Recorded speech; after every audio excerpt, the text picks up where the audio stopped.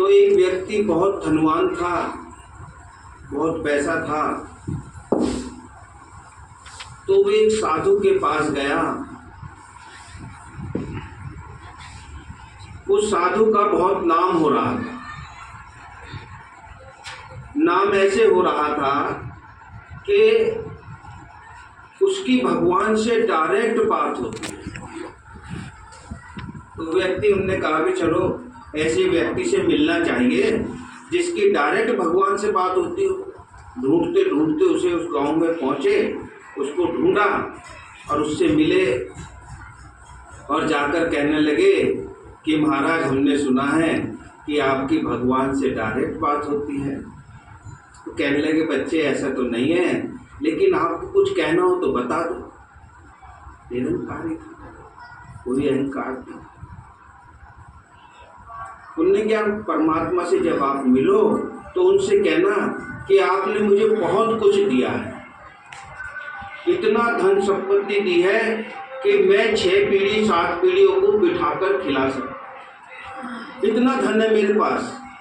परंतु अब कहना कि मैं अब मुझे देना बंद कर दो, मेरे पास बहुत है, अब मुझे देना बंद कर दो। अच्छा बच्चा कह दूंगा।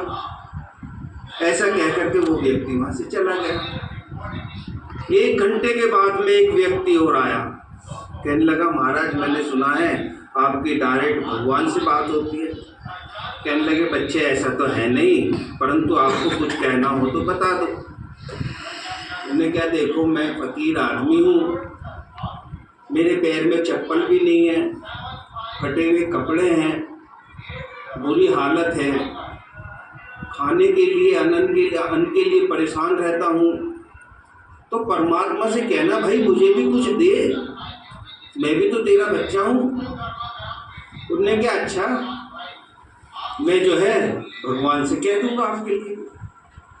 बस वो व्यक्ति साधु सुबह अमृत वेले योग में बैठते थे, तो उन्होंने भगवान से योग लगाया, बातें हुई तो भगवान से कहा कि हे प्रभु, एक ऐसे व्यक्ति आया था जो कह रहा आपने बहुत कुछ दिया है, इतना है कि मैं 6-7 पीढ़ियों को बिठाकर खिला सकता हूँ, अब मुझे देना बंद कर। उन्होंने कहा ठीक है बच्चे, तो उससे कह देना कि अब मेरा शुक्रिया अदा करना बंद कर।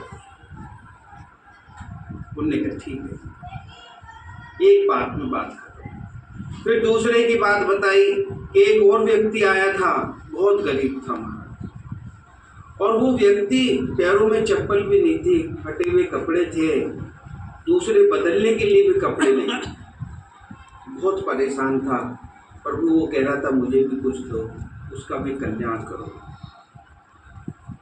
तो उन्होंने कहा अच्छा बच्चे उससे कह देना कि वो मेरा शुक्रिया अदा करना शुरू करे। एक से कह दिया शुक्रिया अदा करना बंद कर दे और एक से कह दिया शुक्र अदा करना शुरू कर।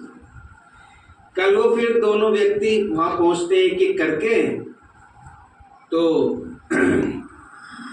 दूसरा वाला व्यक्ति पहुंचा, कहने लगा महाराज मैं गरीब हूँ, आपने मेरे विषय में कुछ कहा। उन्होंने कहा था प्रभु का आदेश है आपके लिए कि अब उसका शुक्रिया अदा करना शुरू कर दो, तुम्हें सब कुछ मिलने लगेगा। कह रहा मैं शुक्रिया अदा करना शुरू कर दूं? अबे उसने मुझे आज तक कुछ दिया नहीं, फटे हुए कपड़े हैं, पैर में चप्पल नहीं है, खाने को मेरे पास कुछ है नहीं, और मैं बिना दिए शुक्रिया अदा करना शुरू कर दूं? मैं नहीं करता शुक्रिया अदा, मैं काय का शुक्रिया अदा करूं उसका। चला गया। दूसरा आया, उसने क्या, महाराज मेरी अरदास लगा दी थी। हाँ बच्चे, उन्होंने परमात्मा ने आपके लिए एक संदेश दिया है, अब आप उसका शुक्रिया अदा करना बंद कर दो, वो देना बंद कर दो। कहने लगा शुक्रिया अदा करना बंद कर दूं? ये नहीं कर सकता महाराज, चाहे वो देवे चाहे ना देवे मुझे नहीं चाहिए, चाहे वो सब कुछ ले ले मेरा वापस, पर जिन्होंने मुझे इतना दिया है, अथाह धन संपत्ति दी है ना, मेरे परिवार इससे पला, मेरे बच्चे पले, मैं पला, घर बार बनाया, बच्चों का शादी ब्याह करा, सब कुछ किया, इतनी संपत्ति मेरे पास है और उसका शुक्रिया अदा करना बंद कर दूं, तो ये नहीं हो सकता, है ना। तो शुक्रिया अदा करना, एक व्यक्ति शुक्रिया अदा नहीं कर रहा, उस पर कुछ नहीं है। परमात्मा कहते बच्चे शुक्रिया अदा जरूर करना चाहिए, चाहे हो या ना हो, क्योंकि जो कुछ भी हमारे पास में हम नीचे को देखें तो उनसे अच्छे हैं। कितनों को परमात्मा ने खाने को नहीं दिया, हमारे पास खाने के लिए है, रहने के लिए है, पहनने के लिए है, बच्चे भी पढ़ रहे हैं, पल रहे हैं, सब कुछ चल रहा है। तो एक छोटी सी कविता मैं शुक्रिया अदा के ऊपर सुनाऊंगा कि परमात्मा का शुक्रिया अदा कैसे करना चाहिए।